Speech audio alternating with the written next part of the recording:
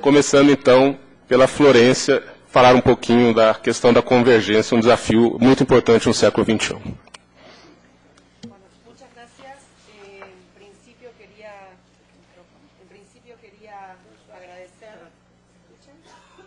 Ahí está. En principio quería agradecer a EBC y a la UNESCO por la invitación. Es un tema muy interesante y muy apasionante, el tema de la convergencia digital, porque claramente presenta muchos desafíos y oportunidades en un camino que quizás recién estamos empezando a transitar y a conocer. Con respecto a esta presentación, cuando me invitaron a hablar, no sabía muy bien cómo recortar el tema, porque para mí es un tema tan amplio y tan vasto que no se me ocurría cómo hacer para hablar del tema en 25 minutos. Entonces elegí centrarme, no sé si estamos viendo la presentación de Presi, decidi centrar-me em... Eu decidi, portanto, me concentrar em alguns objetivos concretos. Pronto, está aí a minha apresentação. Alguns objetivos concretos, enfocados em compreender o significado da convergência. Ou seja, devemos nos perguntar de qual é a questão. Que estamos falando de mudanças tecnológicas, mudanças culturais, qual é o alcance da mudança tecnológica? E se concentrar nos traços da convergência, porque a convergência está conectada a um processo histórico e social em certo momento, ou seja, não é algo que aconteça por acaso. Também é interessante explorar abordagens para a exploração de conteúdos. Quais são os desafios que surgem no contexto da convergência quanto a conteúdo? E devemos refletir ainda sobre desafios e oportunidades para a mídia pública na região. E eu chamo a atenção para o fato de que é na região, porque embora existam alguns aspectos gerais que possamos contemplar quanto à convergência, levando sempre em consideração as características da região, surgem particularidades na região que é preciso distinguir.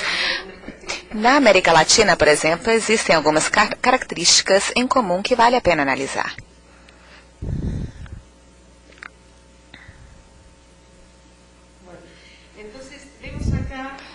Viemos aqui para começar a falar um pouco da cultura de massas, a convergência digital. O modelo mostra claramente um conceito de massa, no sentido de que os meios de comunicação estavam preparados para transmitir uma mensagem semelhante para todas as audiências. E a audiência, basicamente, não tinha distinção. A audiência se referia a um conjunto de pessoas que não podia escolher como ia consumir esses conteúdos. A audiência recebia esses conteúdos e ponto. Mas sabemos que o consumo, a recepção do conteúdo e a leitura não são processos passivos, são processos ativos. Barthes já escreveu muito sobre isso, entre outras coisas, mas a possibilidade de apropriação, se compararmos isso com o contexto atual, eram realmente muito limitadas no paradigma da comunicação de massa. Aqui temos um pequeno atraso com as transparências. Eu acho que eu vou ter que ir fazendo um sinal para mudarem. Com relação ao paradigma da convergência digital, surge uma sociedade organizada em rede. Com isso, começamos a perder a ideia de algo em cima e algo embaixo,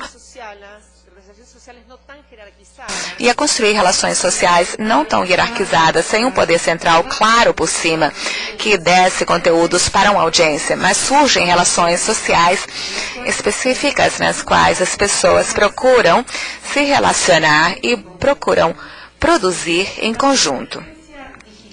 Ou seja, a convergência digital aparece no contexto da cultura digital.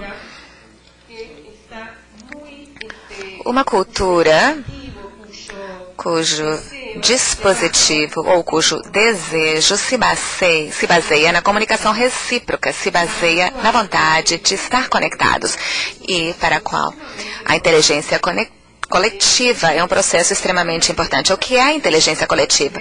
É a posta em prática da memória, é a sinergia entre a memória, a imaginação, a crença e os valores das diferentes pessoas que constroem algo em comum, que vale muito mais do que as várias partes desse conjunto. E isso surge nessa cultura, facilitado em boa parte pelo espaço cibernético e por todas as possibilidades de colaboração e cooperação que existem hoje em dia.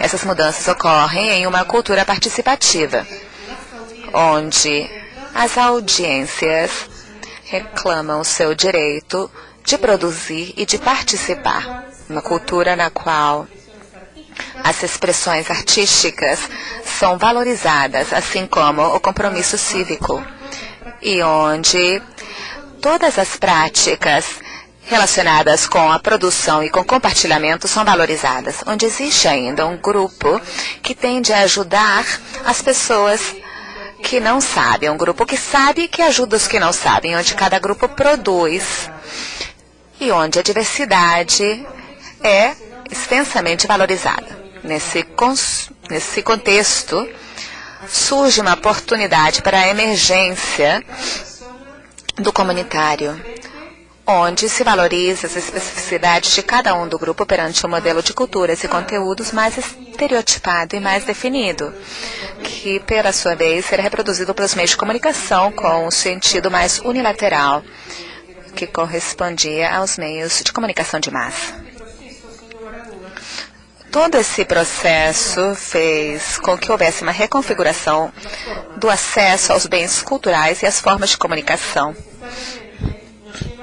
Isso necessariamente nos levou a pensar no que quer dizer exatamente a convergência de mídias. É preciso começar dizendo que essa convergência representa nitidamente uma mudança de paradigma. Podemos dizer que é uma mudança de paradigmas porque a maior parte dos valores e das práticas que sustentavam o modelo da cultura de massas começa a mudar e a ser substituída por outros valores radicalmente opostos.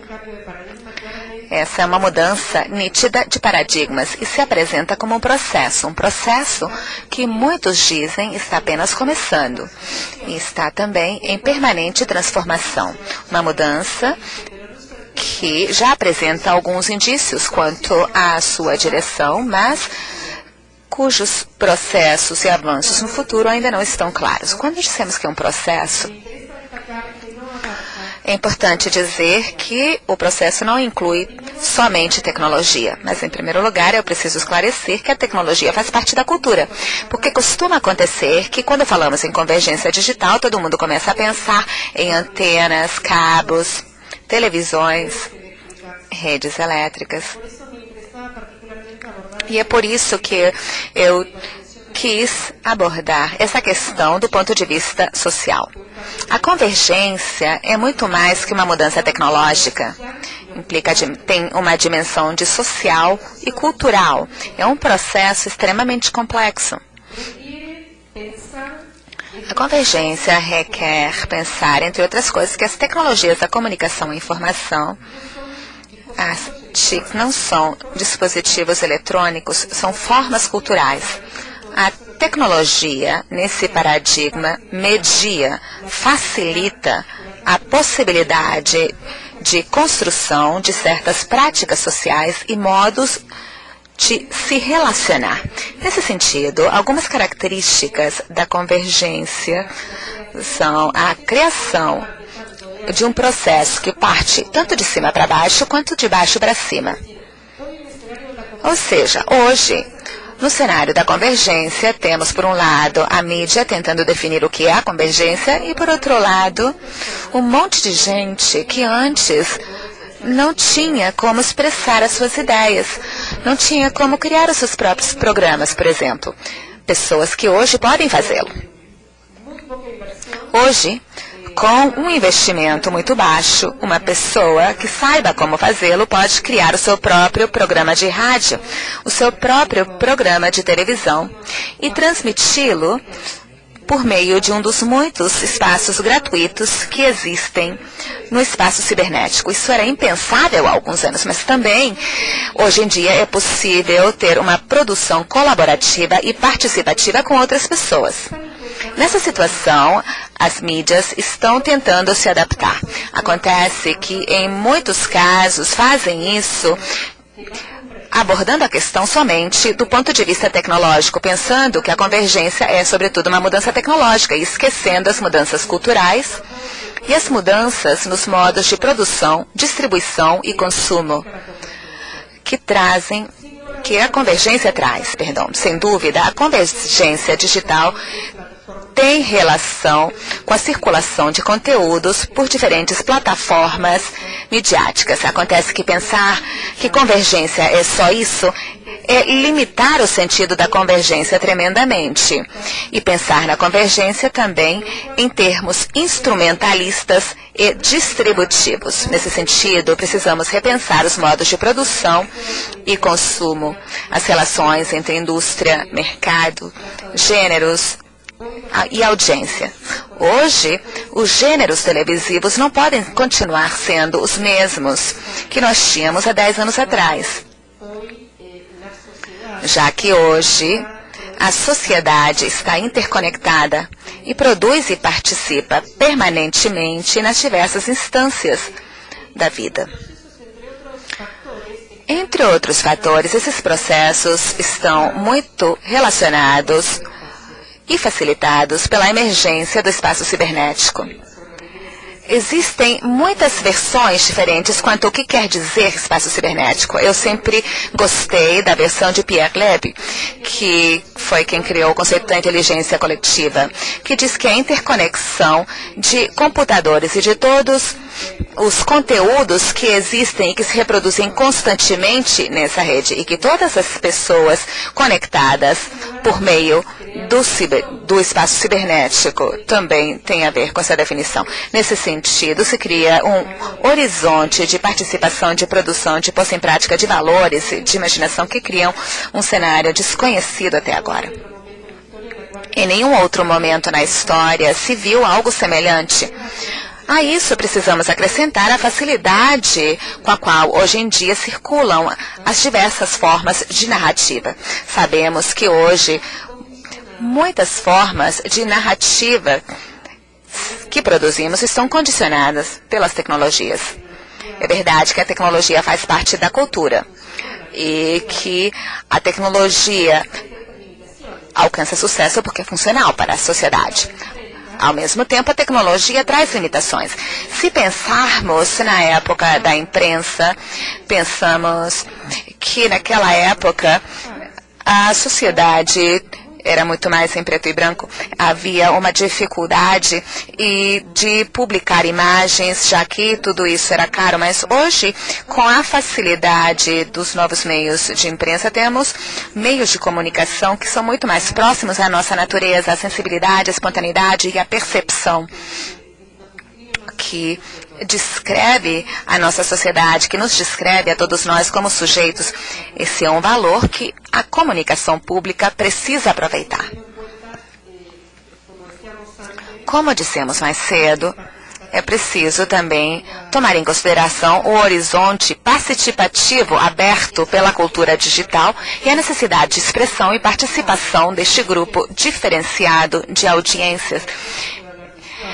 Quando falamos em interação, não falamos de usuários, mas sim de audiência, porque a audiência engloba a todos. Tem mais diversidade. Os usuários usam o meio, se apropriam do meio. Cada usuário pode ter um percurso diferente, uma narrativa interativa. Isso tem a ver com a liberdade de conteúdos e com a apropriação do conteúdo. Pensemos agora um pouco mais nas linhas de abordagem para a produção de conteúdos. Eu gostaria de começar dando a vocês a minha opinião sobre essa questão. Eu acho que, como muitos, eu acredito que a convergência atravessa todos os meios de comunicação, ou seja, de modo algum a convergência se limita aos meios de comunicação tradicionais. Eu acho que essa visão é uma visão reducionista que acentua ou põe a importância na nova tecnologia. O processo de convergência